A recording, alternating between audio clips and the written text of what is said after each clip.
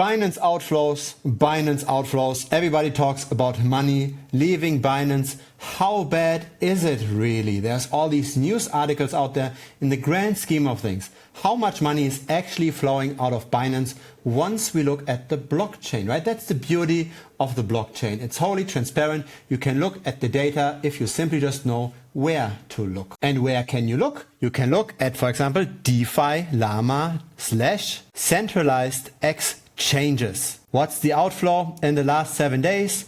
3.4 billion roughly. And of course, this is the worst outflow of all the centralized exchanges. But how bad is this compared to the overall assets? How bad is this compared to other volatility that we've seen in the past? Again, DeFi Llama is here to help. We simply just click into Binance and we see a chart starting in November of 2022. And this is so far the outflow. It's not pretty, but it's not necessarily alarming. We can also look at this in terms of daily in and outflows. And of course, recently money is flowing out, but this is also decelerating. It's not flowing out as quickly anymore compared to, for example, the 6th of June when the SEC started their lawsuit. So the pressure on Binance is actually decreasing. And in the grand scheme of things, there are still a lot of assets left. Now, how is this spilling over to other centralized exchanges? Are other centralized exchanges at any existential risk? And how much can we actually trust those numbers? Let's start with the first question. Other sexes. Not sure how to else pronounce this. CEX. Can already foresee the captions on this video are probably going to be wrong about that. So here we go, right? 7-day outflows. Bitfinex was the second worst. Then comes BitMEX. Then comes KuCoin. KuCoin barely seeing outflows, which is interesting because KuCoin also doesn't do even KYC properly, right? So this could be another targeted exchange. And so this is Bitfinex. This is BitMEX, this is KuCoin. Nothing really extraordinary happening here. Now, what's the difference here between assets and clean assets? What kind of assets are here considered dirty? Well, this measure has some history. The dirty assets are the ones that are being issued by the centralized exchange itself. So for FTX, this was the FTT token. And if you remember, how did FTX, right, the Sam Bankman-Fried fraud exchange, how did this collapse? It collapsed because a lot of the assets of the centralized exchange were in the FTT token that was not very liquid. So it just took a few sellers of the FTT token that completely destroyed the balance sheet of FTX. So FTX basically over-levered their own token. And that's why we don't consider them as valuable. We don't consider those self-issued token to be clean, so to speak. Is this a problem with Binance? The answer is no. Clean assets are 48 billion, assets are 55 billion.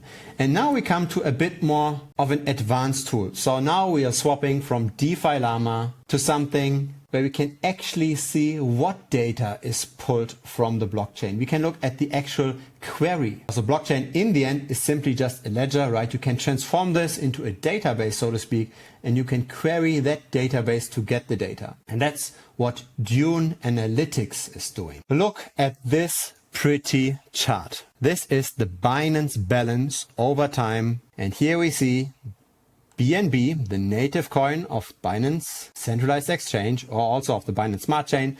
Then we've got Bitcoin, we've got stable coins, others, Ethereum, and the total. And this is pretty much in line with the chart on DeFi Llama, right? In DeFi Llama, we've got 55.7 billion. In Dune Analytics, we've got 50 billion roughly, because probably not all coins are included in here. But why is this so pretty? First of all, we get the breakdown, right? This is of course useful. This also automatically updates. We know here how much is in BNB, how much is actually in hard money, so to speak, right? So in stable coins, we can look at the stable coin balance. This is decreasing a lot because BUSD cannot be issued anymore.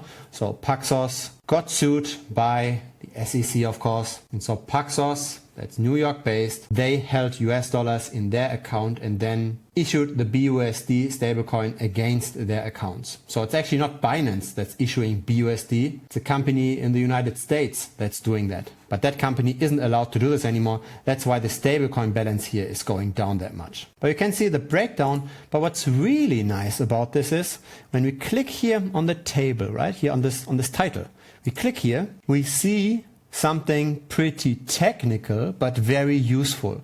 This is an SQL query, a relatively complex SQL query, but it is a query that shows us where this data is coming from. So Dune Analytics does nothing else but transforms blockchain data into relational databases. And in here we can see what kind of addresses are actually used for this, what kind of data is used for this.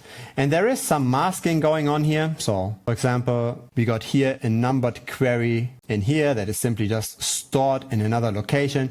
You do have to do a bit of digging, but it is in general a very useful tool also for other things besides just looking at the balances of various exchanges. And that's why crypto is a real innovation. You have real-time auditing of the assets and you have a full backing of all the assets. If you bring your money to a traditional bank, they have fractional reserve banking. If everybody pulls out their money, the thing explodes. And we've seen something similar, unfortunately, happening for FTX because people didn't really have on their radar. There was mainly the FTT token that was being held. Binance also holds its BNB token, but it's by no means as bad as what we have seen with FTX or what we see in traditional banking. When a wrapped Bitcoin gets issued on the Binance Smart Chain, we can see that there is real Bitcoin actually behind a smart contract here. So there's two takeaways from this. First of all, the SEC lawsuit did not necessarily create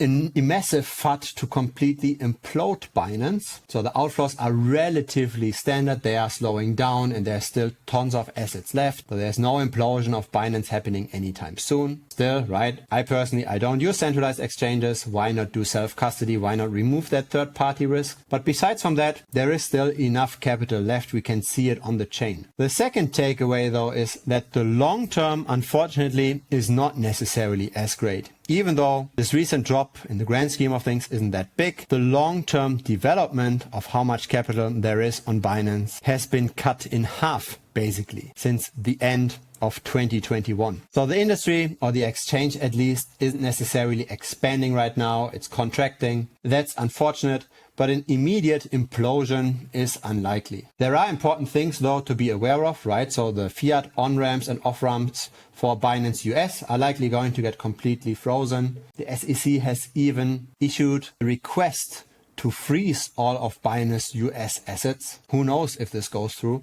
So as a precaution, it does make sense to remove the assets from Binance. But as a global operation, if you're not based in the US, if you don't use Binance US, at least right now, it seems to be pretty far stretched that FTX and Binance will see the same fate. At least in the immediate future, it doesn't look like that. The FUD around the current withdrawals for Binance, in my opinion, are overblown. Money is flowing out, but if Binance was a traditional bank, it would have imploded already 10 times. It's counterintuitive, but to me, it looks like Binance as an institution can withstand more stress than a lot of banks that are based in the US and that have to be bailed out all the time.